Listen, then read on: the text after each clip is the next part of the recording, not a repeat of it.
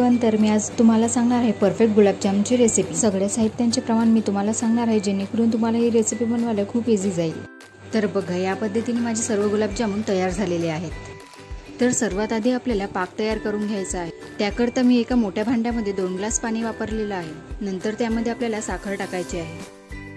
मी इथे 100 ग्राम प्रीमिक्स करता 50 ग्राम साखर वापरलेली आहे। जेवढं प्रीमिक्स त्याच्या अर्धी साखर आपल्याला वापरायची आहे। तुम्हाला हवं असेल तर तुम्ही पुन्हा त्यामध्ये साखर ॲड करू शकता। प्रत्येकाच्या टेस्टनुसार साखरचं प्रमाण कमी जास्त होऊ शकतो। साखर टाकल्यानंतर पाक छान प्रकारे एकदा मिक्स करून घ्यायचा। साखर छान प्रकारे विरघळल्यानंतर त्यामध्ये विलायची पावडर सुद्धा टाकायची। मी इथे 1 चमचा विलायची पावडर टाकलेली होती। पुन्हा एकदा पाक छान प्रकारे मिक्स करून घ्यायचा। नंतर पाक पुन्हा 5 ते 6 मिनिटं छान प्रकारे शिजवून घ्यायचा आहे।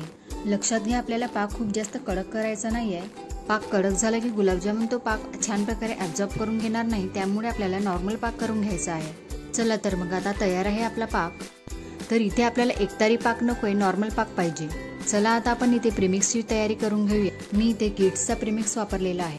तुमच्याकडे जो प्रीमिक्स अवेलेबल असेल तो प्रीमिक्स तुम्ही यूज करू शकता। तर मी इथे 100 ग्राम प्रीमिक्स करता 50 ml दूध वापरलेलं आहे। प्रीमिक्स आणि दूध छान प्रकारे मिक्स करून घ्यायचं। दूध अवेलेबल नसेल तर तुम्ही पाण्याचा सुद्धा वापर करू शकता।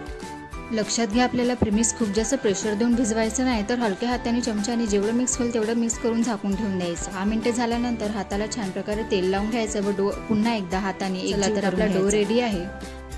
तर आता गोळे बनवायला सुरुवात करूया। हाताला छान प्रकारे तेल किंवा तूप लावून घ्यायचं। छोटे छोटे आकाराचे गोळे तयार करून घ्यायचे आहे। तेलात टाकल्यानंतर ते गोळे छान प्रकारे मोठे होतात, त्यामुळे एकदम खूप जास्त मोठे गोळे तयार करायचे नाही आहेत आपल्याला। तर मी इथे छान प्रकारे गुलाबजामुनचे प्रेशर न देता गोळे तयार करून घेतलेले आहे।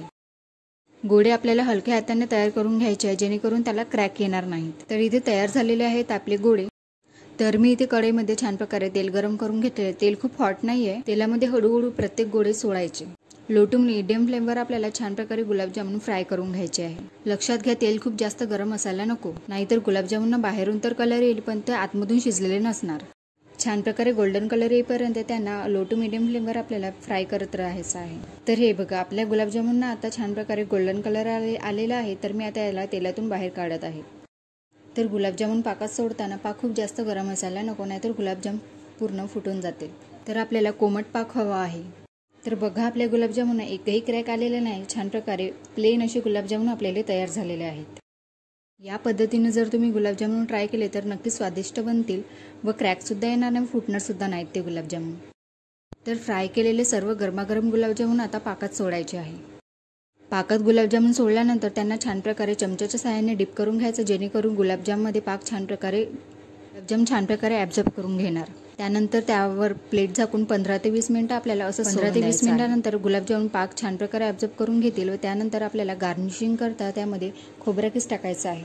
तुम्ही इथे ड्रायफ्रूटचा वापर सुद्धा करू शकता। मी इथे खोबरा किस वापरलेला आहे।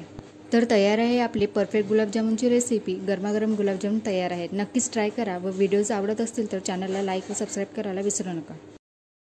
तर हे बघा, गुलाबजामुन आतमध्ये सुद्धा छान प्रकारे शिजलेले आहेत।